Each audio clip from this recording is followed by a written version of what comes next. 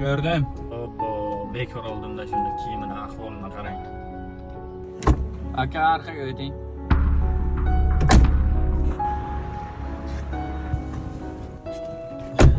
Qayerdan oldim shuni? Mashinani iflos qildi.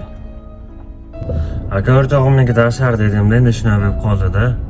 O'rtog'iznikida suv kubi yo'q ekanmi? Spojizni yuvib olgani. Qayerdan tushasiz o'zi? Mana shu ko'chaning oxirida tushib qolaman akajon. Mana hozir akajon mana shu yerga mashinadan pul olib beraman.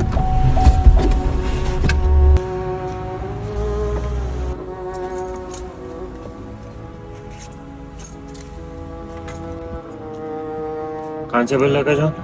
30 ming so'm. Xo'p. Mana bu 30 ming so'm, qolganiga mashinangizni mo'lga qilib olasiz. Odamni kiyimiga qarab baho bermadi.